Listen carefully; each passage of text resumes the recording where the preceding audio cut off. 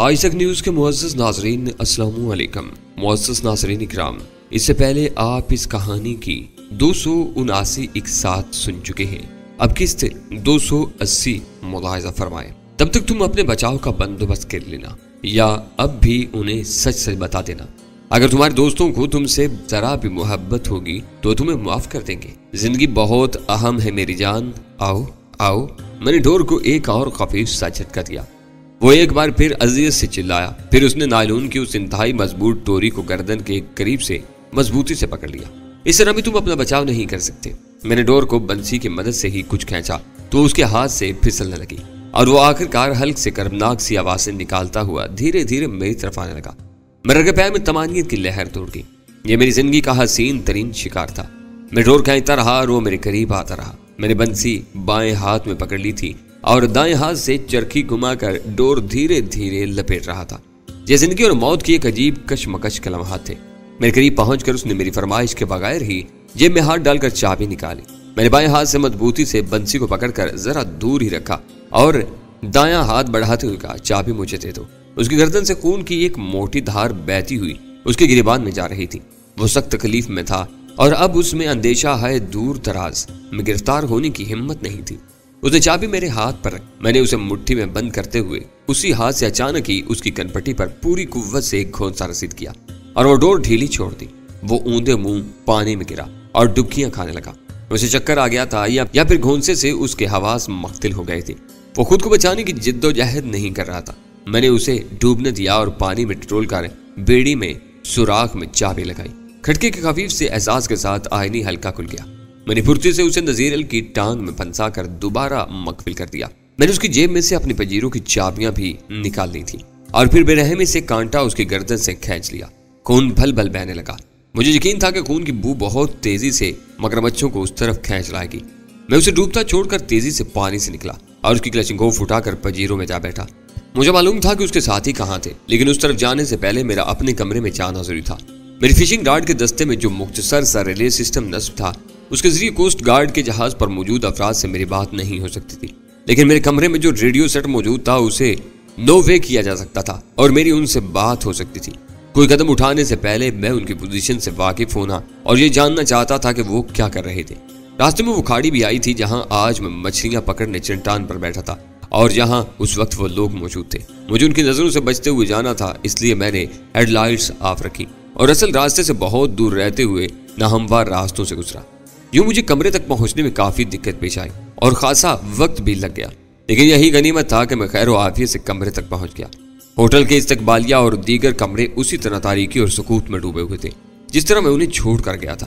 اندر پہنچ کر دیکھ کر میں نے سکون کی سانس لی کہ ریڈیو جوں کا توں کارنس پر موجود تھا۔ میں نے اس کا خفیہ بٹن دبا کر اسے نو وے ریڈیو میں تبدیل کیا۔ ریڈیو کی ڈائل پر ایک چھوٹا سا سرخ بلب روشن ہوا اور مجھے دوسری طرف سے سگنل ملا، CG 123 پوزیشن پلیز۔ یہ آواز میرے لیے اجنبی تھی۔ AC M10۔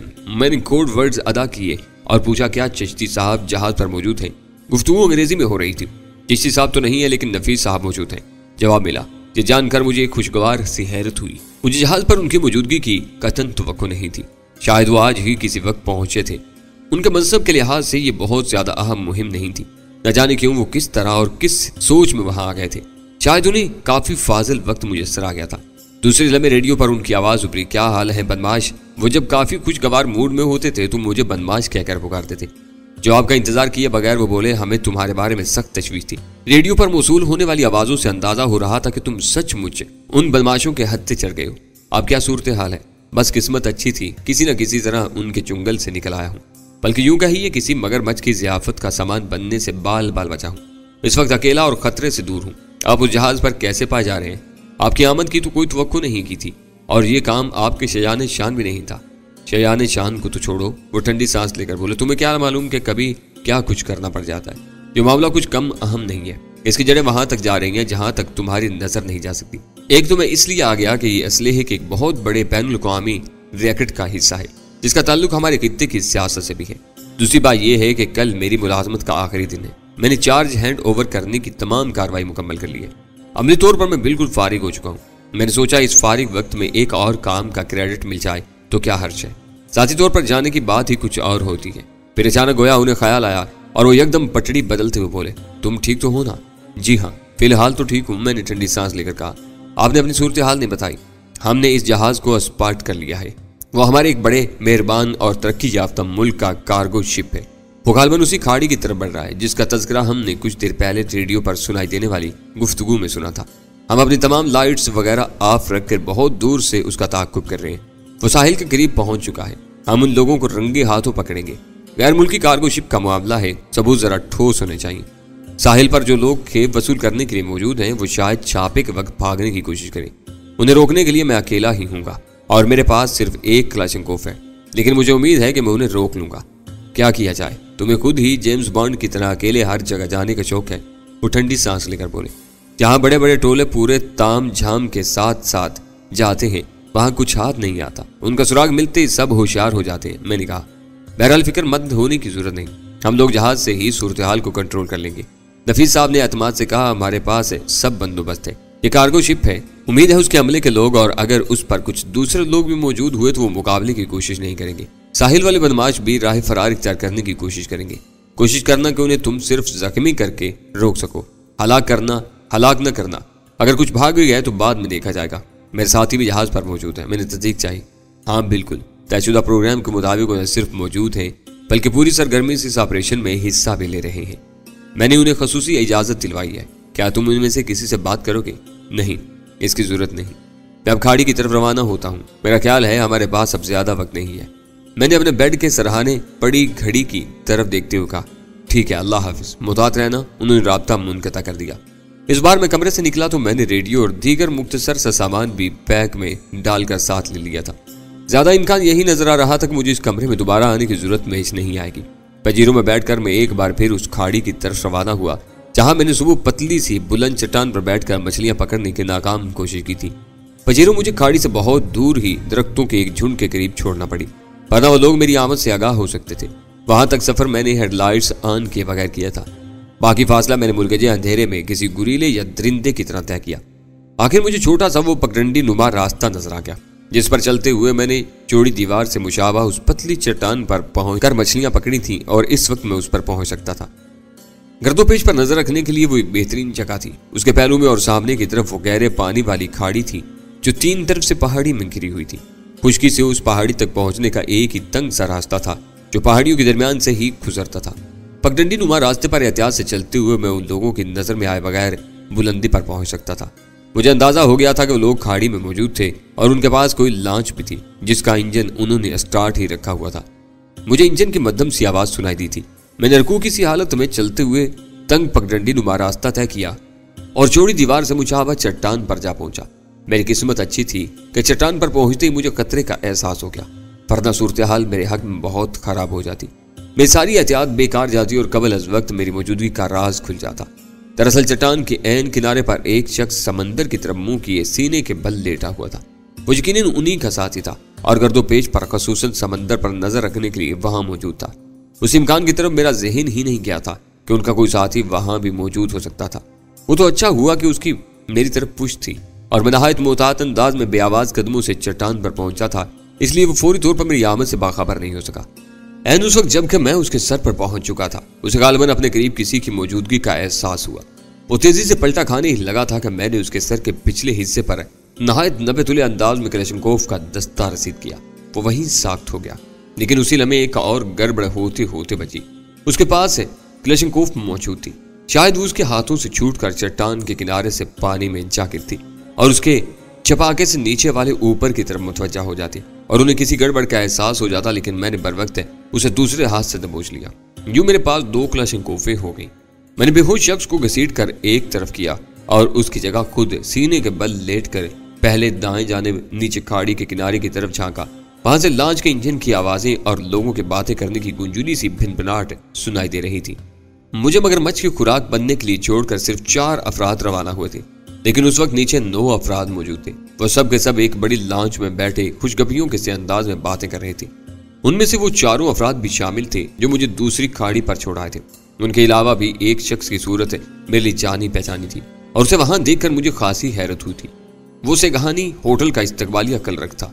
लॉन्च के खुले हिस्से में लाइट ऑन थी और वो उसकी चुंदिया उस रोशनी में चमक रही थी। बाकी सूरतें मेरे लिए नई थी। जिस शख्स को मैंने बेहोश किया था उसे भी मैंने उससे पहले नहीं देखा था। अचानक उन लोगों में से एक ने समंदर की तरफ इशारा किया और तेजी से कुछ कहा जो मेरी समझ में नहीं आया, लेकिन उन सब में खुशी की लहर सी दौड़ गई और वो उठ खड़े हुए। मैंने समंदर की तरफ देखा, एक बहरी जहाज की रोशनियां दिखाई दे रही थी।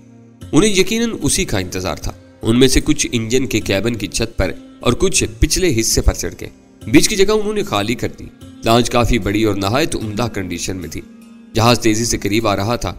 मैंने उसके हक में और दाएं बाएं समंदर की बेकरार तारीकी में नजर दौड़ाई। बहुत आंखें पाड़ पाड़ कर देखा, लेकिन मुझे कुछ नजर न आया।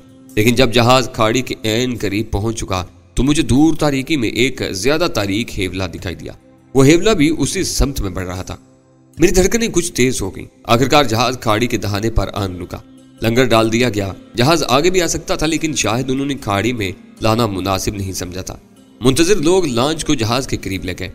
बुलडोजर उस मुहिम का इंचार्ज मालूम होता था। सब उसकी हदायत के तहत काम कर रहे थे। मैं बहुत सी बावर्दी सफेद फार्मों को जहाज के अरशे और निचले हिस्सों में चलते फिरते देख रहा था। फिर लकड़ी की काफी बड़ी बड़ी पेटियां हुक्कों और रस्सों की मदद से जहाज से लटकाई जाने लगी और लॉन्च में मौजूद अफराद उन्हें संभाल कर बड़ी मशाकी और महारत से लॉन्च में रखने लगे। मजीद अफसोस का मकाम यह था कि उस कार्गो शिप का ताल्लुक उस बड़े और तरक्की याफ्ता मुल्क की एक बहुत बड़ी जहाज रांग कंपनी से था, जिसके हम वैसे ही मकरूज और ममनून रहते थे। दस्तबस्ता उसके अहकामात पर अमल करते थे। उसकी हदायत पर इधर उधर जाकर दूसरों की जंगें लड़ने पर भी कमर बस्ता रहते थे और उन जंगों की बरकत से वैसे भी हमारे यहाँ असलहे की रेल पेल हो चुकी थी। उसके बावजूद वहां के कुछ लोग निजी तौर पर हमारी जेर जमीन दुनिया के बड़े बड़े गुर्गों के असले की नाजायज तिजारत में हस्बे तौफीक मदद देने में मसरूफ थे। मैं वहां खुले आसमान तले समंदर के किनारे ऊंची जगह पर ठंडी हवा में लेटा था। उसके बावजूद ये सब कुछ देखकर मेरी कनपटियों में चिंगारियां सी भरने लग गई थी। अचानक फिजा में एक दूसरे जहाज के इंजन की मध्यम सी आवाज उभरी, जो धीरे धीरे तेज होती जा रही थी। कार्गो शिप पर यकीनन वो आवाज सुन ली गई थी और वहां भगदड़ के आसार नमूदार हो रहे थे। एक पेटी तो उस वक्त भी रस्से के जरिए लटकाई जा रही थी। पेटियों की मुंतकिली का काम अभी बीच में था। दो सफेद फार्म अफराद ने जहाज से झुककर लॉन्च वालों को एक और जहाज की आमद से खबरदार किया। वो थोड़ी देर के लिए घबराहट का शिकार नजर आए, लेकिन फिर भी मैं ये देखकर हैरान रह गया कि उन्होंने राय फरार इख्तियार करने के बजाय हथियार संभालना शुरू कर दिए और लॉन्च के अंदर ही पोजीशनें संभालने लगे। उस वक्त तक कोस्ट गार्ड के जहाज वालों को अंदाजा हो गया था कि कार्गो शिप वाले और दीगर अफराद उनकी आमद से बाखबर हो चुके थे। चुनांचे उन्होंने अपनी लाइट्स ऑन कर दी। उस जहाज पर फ्लड लाइट्स भी नस्ब थी। वो जहाज अपना रुख जरा सा बदलते हुए उस तरफ आगे आने लगा कि कार्गो शिप के दूसरी तरफ भी देखा जा सके। शायद उन लोगों को अंदाजा था कि उधर कोई लॉन्च वगैरह मौजूद थी। जल्द ही फ्लड लाइट्स वगैरह की वजह से वो हिस्सा तेज रोशनी में नहा गया। अब कोस्ट गार्ड के जहाज का जली नाम और निशान वगैरह देखा जा सकता था। जहाज ज्यादा बड़ा नहीं था, लेकिन तेज रफ्तार था। उस लाउड स्पीकर के जरिए ऐलान किया जाने लगा। कोस्ट गार्ड की तरफ से 7 स्टार शिपिंग लाइन और उस लॉन्च के अफराद को बाखबर किया जाता है कि असलेहा की स्मगलिंग के जुर्म में उन्हें और इस जहाज को हिरासत में लिया जा रहा है। अपनी नकलो हरकत बंद कर दें और अपने आप को पुरअमन तरीके से कानून के हवाले कर दें। उसके साथ ही वो लोग लंगर डालने लगे। ऐलान 2 मरतबा अंग्रेजी में दोहराया गया। उस ऐलान का जवाब उन्हें गोलियों की बौछार की सूरत में मिला। वो एक महफूज जहाज था और उसकी साख्त में जंगी हिकमत अमली के पेश नजर हर चीज को मद्देनजर रखा गया था। मुझे देखकर बेहद हैरत हुई कि कहने को गैर मुल्की जहाज का कार्गो था, लेकिन उस पर मुसल्लह अफराद मौजूद थे। वो भी पोजीशन लेकर फायरिंग करने लगे थे। ये दीदा दलेरी की इंतहा थी। लॉन्च वालों ने भी अंधाधुंध फायरिंग शुरू कर दी थी। मैंने कोस्ट गार्ड के जहाज के अरशे पर सफेद चुस्त लिबासों में कुछ अफराद को इधर उधर भागते देखा, फिर वो गायब हो गए। कार्गो शिप और लॉन्च से जबरदस्त फायरिंग जारी थी। शायद वो तोको कर रहे थे कि वो कोस्ट गार्ड के जहाज को भागने पर मजबूर कर देंगे। लॉन्च से तो जहाज पर एक हैंड ग्रेनेड भी फेंका गया, लेकिन इत्तेफाक से वो उस तक पहुंचने की बजाय पानी में गिर गया। तेज रोशनी में बहुत से अफराद मेरी नजर में थे, लेकिन मैंने हाथ रोके रखा और किसी को निशाना नहीं बनाया। कोस्ट गार्ड के जहाज पर पुरस्कार सकूत तारी था। लॉन्च से उस पर एक और ग्रेनेड फेंका गया और उसकी साइड में कदरे बुलंदी पर एक शगाफ नमूदार हो गया। उसके बाद यकदम ही गोया गर्दो पेश की हर चीज थरथरा उठी। कोस्ट गार्ड के जहाज से मशीन गन्नों के जरिए खौफनाक फायरिंग शुरू हो गई थी। लॉन्च में तो शायद फौरन ही कई अफराद उस फायरिंग का निशाना बन गए, क्योंकि उस पर पोजीशन लेने के लिए कोई महफूज जगह नहीं थी। कार्गो शिप पर भी कुछ चीखों पुकार सुनाई थी। कोस्ट गार्ड के जहाज पर शायद हल्की मार्टन गन भी मौजूद थी। एक अलग ही किस्म की गूंजदार आवाज के साथ एक फायर हुआ और कार्गो शिप के अगले हिस्से का 1/3 हिस्सा कोना उड़ गया। दूसरा फायर हुआ तो उससे नीचे का कुछ और हिस्सा उड़ गया। ये शायद उन्होंने ट्रेलर पेश किया था, उसके बाद असल फिल्म पेश की जा सकती थी। कार्गो शिप गरकाब भी हो सकता था और उस पर न जाने कितनी मालियत का दूसरे कंपनियों का जायज और कानूनी माल भी लदा हुआ था। वो इलाका बहरी जंग का मंजर पेश कर रहा था। कोस्ट गार्ड की तरफ से पेश किया गया ट्रेलर ही काफी रहा। चंद सेकंड बाद ही कार्गो शिप से मेगाफोन के जरिए ऐलान किया गया कि वो लोग गिरफ्तारी देने और हथियार डालने के लिए तैयार थे, बल्कि उन्होंने थोड़ी सी फायरिंग भी गलत फहमी के तहत की, वरना वो तो पहले ही गिरफ्तारी पेश कर देते बेचारे। लाज में जो अफराद जिंदा बच गए थे और जख्मी होने से भी महफूज रहे थे, उन्होंने राह फरार इख्तियार करने का फैसला किया था। साहिल से लॉन्च का फासला ज्यादा नहीं था। लॉन्च घूमी और साहिल की तरफ बढ़ी। अचानक उससे जरा आगे मार्टन गन से एक गोला पानी में फेंका गया। ये उसके लिए गोया रुकने का इशारा था। लॉन्च लहरा गई और 3 अफराद ने हथियार छोड़कर उस पर से पानी में छलांग लगा दी। शायद उन्हें तैर कर खैरियत से साहिल पर पहुंचने का इम्कान नजर आया था। अहमको को शायद बुखलाहट में यह एहसास भी नहीं रहा था कि मशीन गन की गोलियों की रसाई तो साहिल तक भी आसानी से हो सकती थी। तहम न जाने क्यों उनके साहिल पर पहुंच जाने के बाद भी जहाज की तरफ से उन पर फायरिंग नहीं हुई। फायरिंग अब दोनों तरफ से बंद हो चुकी थी। मेरे ख्याल में अब मेरे लिए भी अपनी मौजूदगी का सबूत देना शुरू हो गया था। वो तीनों साहिल पर भागने लगे थे और उनमें बुलडोजर भी शामिल था। मैंने दीवार नुमा चट्टान पर से झुकते हुए बहुत मोहतात अंदाज में उनकी टांगों को हदफ बनाते हुए एक ब्रस्ट मारा। वो तीनों तकरीबन एक साथ ढेर हो गए। कोस्ट गार्ड वाले नहायत आसानी से अंदाजा कर सकते थे कि ये कार्रवाई किसकी थी। मैं उठ खड़ा हुआ और एक तरफ को जाकर रोशनी की जद में आ गया। मैंने जहाज की तरफ देखकर हाथ हिलाया ताकि मुझे देख लिया जाए। सफेद लिबास में कोई शख्स जहाज के अर्शे पर नमूदार हुआ और उसने जवाबन हाथ हिलाया, जिसका मतलब था कि मुझे देख लिया गया था। वो चूंकि फ्लड लाइट्स के अक में था, इसलिए मैं उसे नहीं पहचान सका।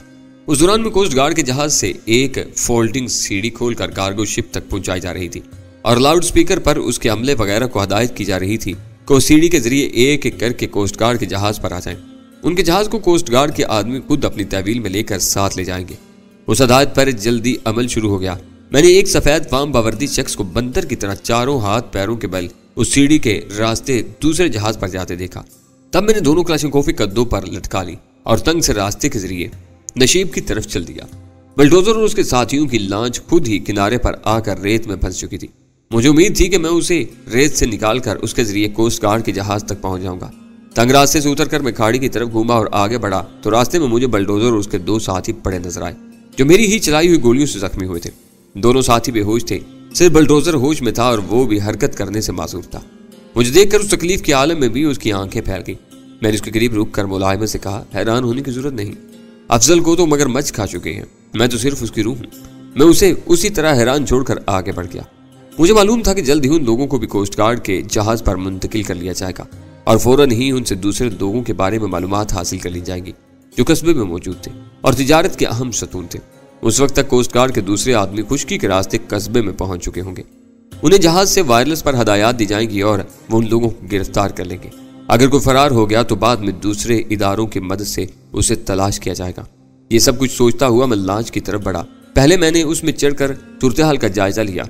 4 अफराद मर चुके थे और 3 जख्मी हालत में पड़े करा रहे थे। मैंने उनके हथियार उठाकर लॉन्च वाले कैबिन में जमा किए।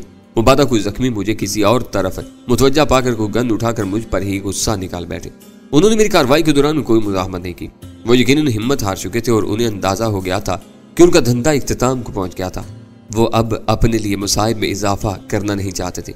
मैंने लॉन्च को धक्का लगाया, उसमें कुछ ज्यादा कुव्वत सर्फ नहीं हुई और लॉन्च रेस से निकल गई। उसे खुद चलाते हुए मैं कोस्ट गार्ड के जहाज तक पहुंचा जो ज्यादा दूर नहीं था। लॉन्च को मैंने उसके पहलू में लगा दिया। मेरे लिए मोटर रस्से की एक सीढ़ी लगाई गई। उस वक्त तक धात की दूसरी तवील और फोल्डिंग सीढ़ी के जरिए कार्गो शिप के अमले वगैरह की मुंतकिली का काम जारी था। मैं मोटर रस्से की सीढ़ी के जरिए ऊपर जा पहुंचा। जहाज के लोअर डेक पर बहुत से अफराद नजर आ रहे थे। सूरत हाल कोस्ट गार्ड के हथियार बरदारों की कंट्रोल में थी।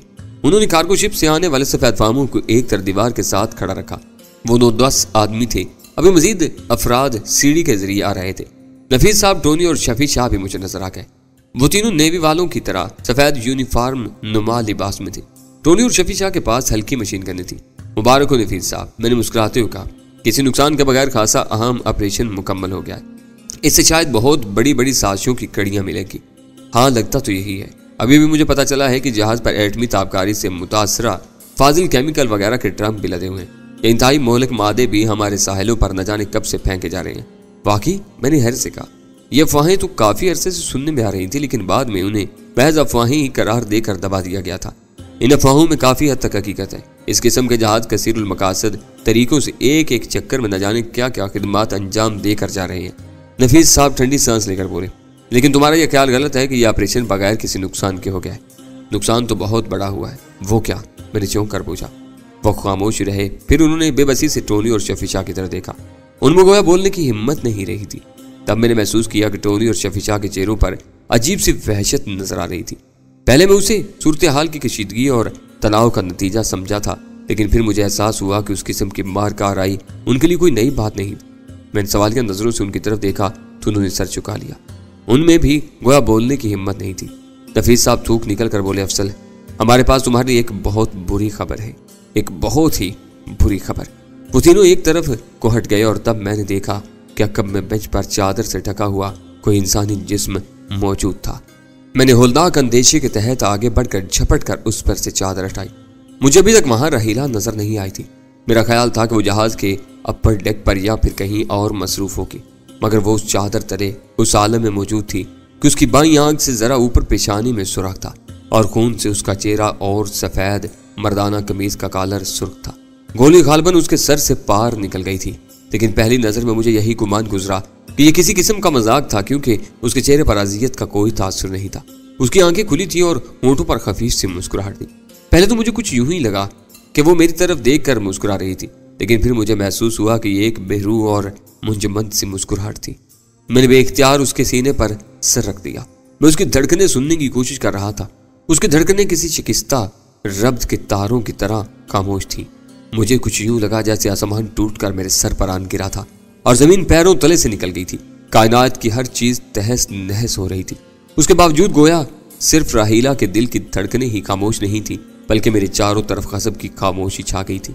بعد از قیامت کا سکوت تھا۔ یہ سکوت ایک مہلک زہر کی طرح ہر مسا میں جہاں سے میرے وجود میں اتر رہا تھا اور میرا رواں رواں مر رہا تھا۔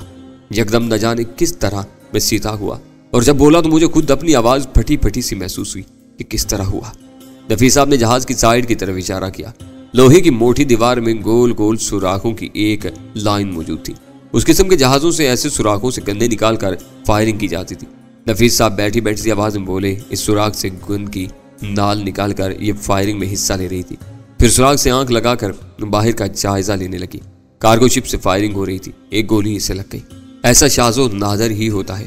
میں نے قطار میں کھڑے سفید فاموں کی طرف دیکھا۔ وہ اب بھی کوئی خاص فکر مند یا شرمندہ دکھائی نہیں دے رہے تھے، بڑی بے نیازی سے سب کی طرف دیکھ رہے تھے۔ فائرنگ تم لوگ کر رہے تھے؟ میں نے گھٹی گھٹی آواز میں انگریزی میں پوچھا۔ انہوں نے ایک دوسرے کی طرف دیکھا اور ان میں سے کئی نے بے نیازی سے کندھے اچکا دیے۔ ایک البتہ اسپاٹ اور جذبات سے آری لہجے میں بولا، وی آئی سوری۔ میرے ذہن میں ایک دم ہی کوئی آتش فشاں پٹ پڑا۔ کلاشنکوف اس وقت بھی میرے ہاتھ میں تھی۔ اس سے پہلے کہ کوئی مجھے روک پاتا، میں نے کلاشنکوف سیدھی کی اور ان سب پر ایک برسٹ مار دیا۔ وہ سب ہی گرتے دکھائی دیے۔ میں شاید کندھے سے دوسری کلاشنکوف بھی اتار کر ان پر خالی کر دیتا، لیکن مجھے چاروں طرف سے بیک وقت بہت سے لوگوں نے دبوچ لیا۔ شاید ان میں ٹونی اور شفیع شاہ بھی شامل تھے۔